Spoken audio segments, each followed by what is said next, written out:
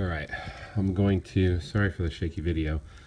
I'm going to just break down this P238 Sig Sauer Spartan for you, just to show you exactly how that looks. So in normal 1911 body styles, right, you have your slide lock and depressible button on that side, right? So what we do is we'll pull this back so that way you can see the slide lock button there, and on the other side we'll push, potentially. Sometimes you can get it with your finger on this side as well, but line that back up, push, push, push, and pull. Okay, let go. Obviously it cocks the hammer, so I know that there's not a round in here, so I'm just going to depress it, and then it just comes off exactly like that. Okay, so then we remove we remove the piston and the recoil spring, and I can pull out the barrel just like that. And obviously assembly is the reverse of disassembly. And I put this spring back in. That's a kind of wonky spring. I don't like that very much. This is a little tricky because that's a pretty rigid little spring. I'll pop it. Oh. Alright, a little tricky.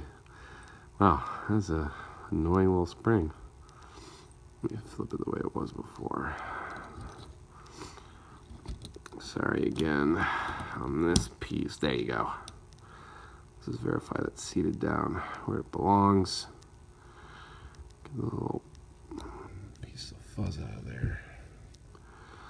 And now that that's there, I'll line it back up with the slide guide, right? Oh, and you have to get that little safety mechanism pop back down there.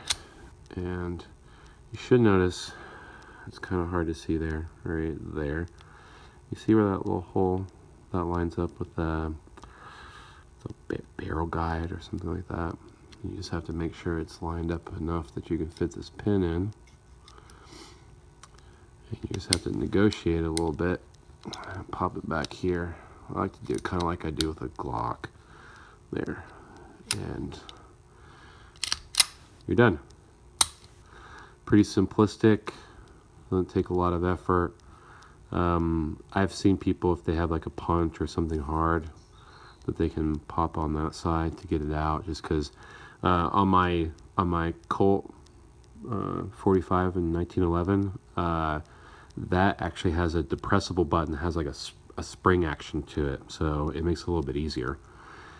And in this case, you don't really have that. You don't really have a whole lot of a nub there to push on, so you just have to be careful. Maybe use your fingernail if you have a long enough one, or a pencil or something like that, you know, like the eraser side of it. But you know, just be careful.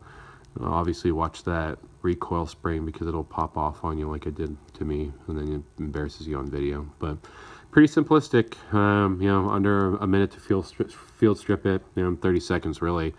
And getting it back together a little bit more complicated with that spring, but overall pretty easy, especially for a nice little gun like this. Makes it really easy to clean after going to the range.